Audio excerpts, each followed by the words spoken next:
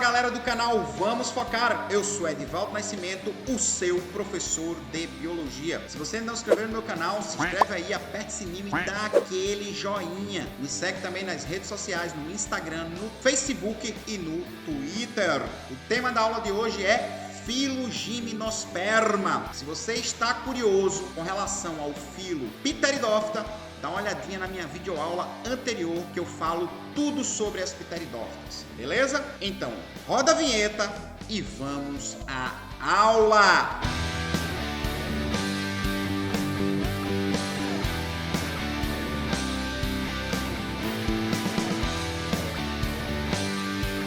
Vamos focar!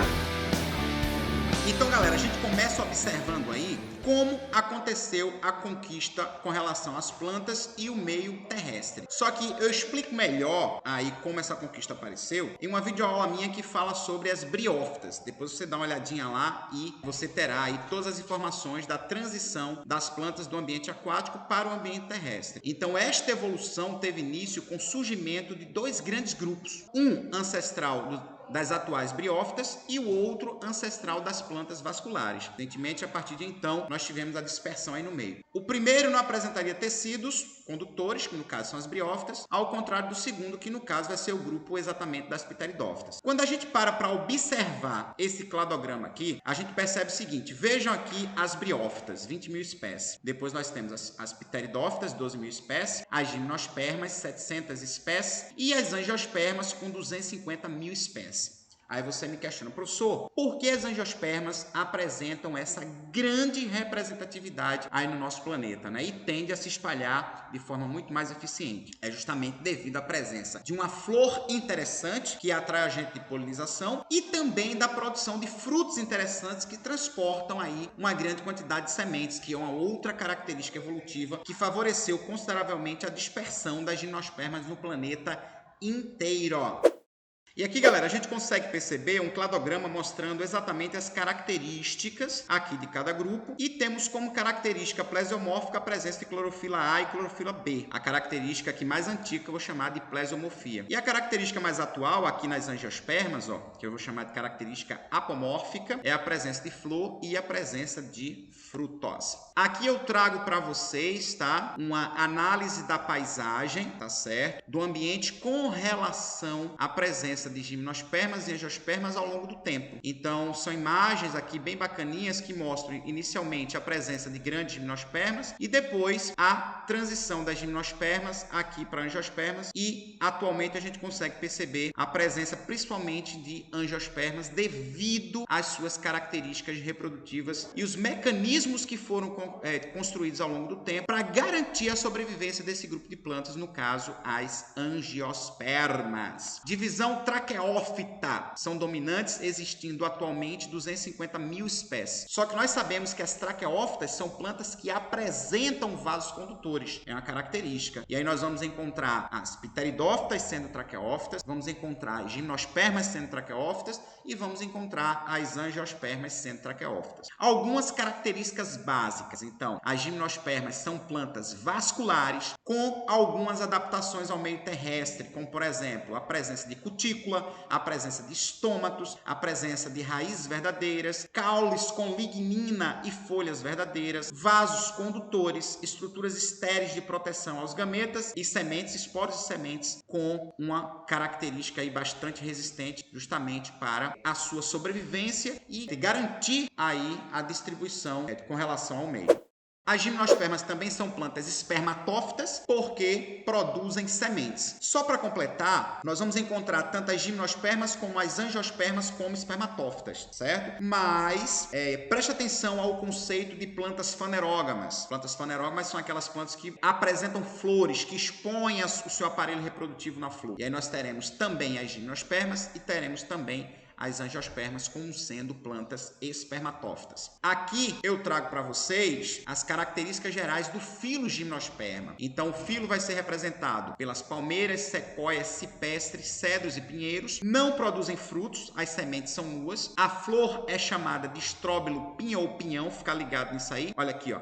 As sementes são nuas porque não tem fruto. Se não tem fruto, as sementes ficam desprotegidas na flor da gimnosperma, que é estróbilo, também chamado de pinha ou pinhão. A flor é pouco atraente, isso faz com que o principal tipo de polinização seja o vento, é um tipo de polinização que nós chamamos de anemofilia. Podem alcançar até 150 metros de altura, porque como o principal tipo de agente polinizador é o vento, essas plantas tiveram que crescer muito para garantirem o processo reprodutivo. São plantas traqueófitas, porque apresentam vasos condutores, são plantas fanerógamas, porque apresentam flores, são plantas espermatófitas, porque produzem sementes e apresentam grande importância econômica porque são comercializadas. A flor da gimnosperma, por exemplo, é muito comercializada e alguns derivados das gimnospermas também são muito comercializados. Daqui a pouquinho eu falo melhor para você. E a reprodução vai acontecer por metagênese. Como eu já falei em outras videoaulas minhas, metagênese é o tipo de reprodução do reino planta. Metagênese ou alternância de geração.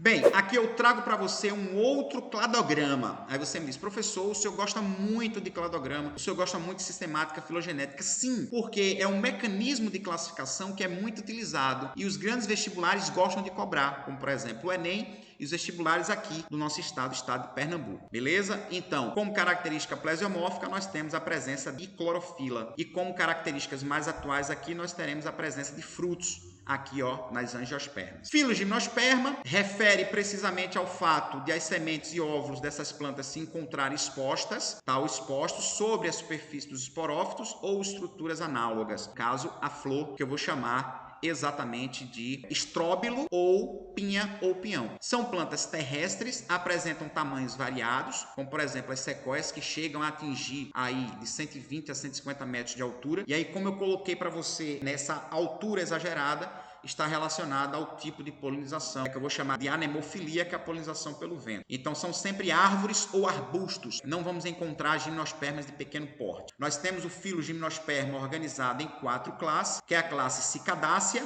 as cicas, as primeiras gimnospermas, exemplo, as palmeiras. A classe Ginkgoales, que mudou muito pouco em 80 milhões de anos, como por exemplo, nós temos aí o ginkgo biloba. A classe conífera, representada pelos pinheiros, cedros, ciprestes, sequoias, etc. E nós temos a classe Guinetínia, que são gimnospermas mais raras, e como exemplo nós teremos a palmeira do deserto.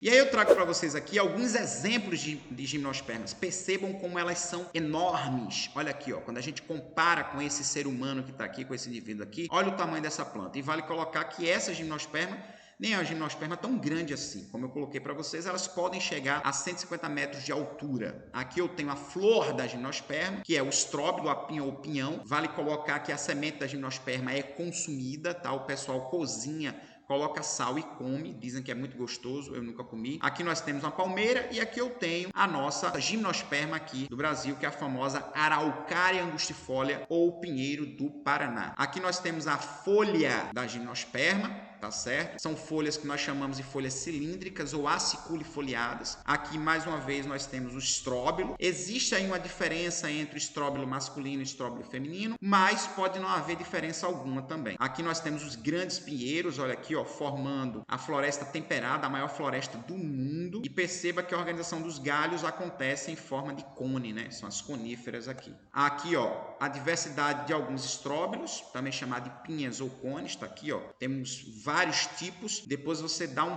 print aí nessa tela para analisar de forma mais eficiente, ok? Vamos às características gerais, mais uma vez, aqui do filo gimnosperma, tá certo? Então, são indivíduos de vida livre, são vasculares traqueófitas, são plantas fanerógamas, espermatófitas, o sporófito é duradouro, o gametófito é reduzido, independem da água para a fecundação, porque o principal tipo de polinização é a anemofilia e não produzem frutos onde as sementes são nuas.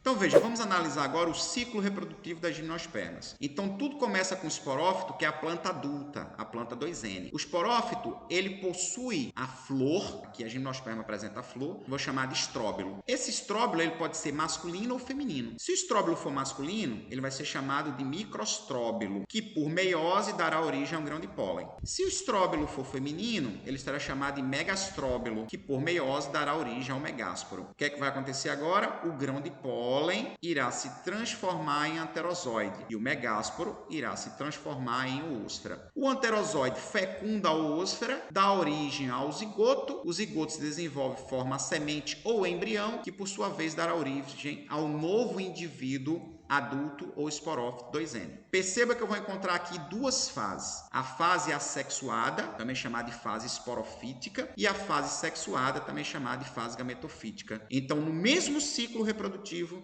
eu tenho as duas fases. A fase assexuada ou esporofítica e a fase gametofítica ou a fase sexuada. Por isso que as plantas apresentam reprodução do tipo metagênese ou alternância de geração.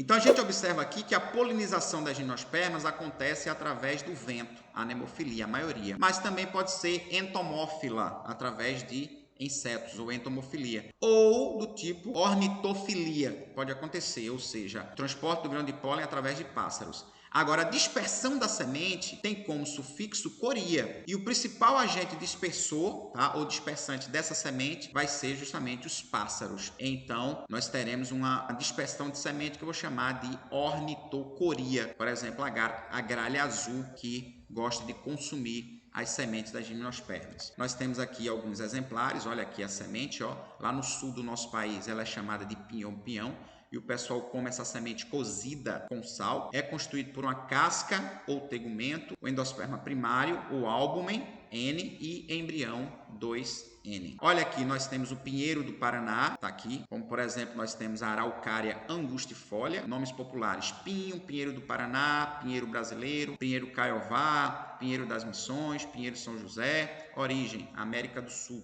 Brasil, tá? Nós temos aqui alguns exemplares de grãos de pólens alados, eles têm que ser alados porque o principal tipo de agente de polinização é o vento.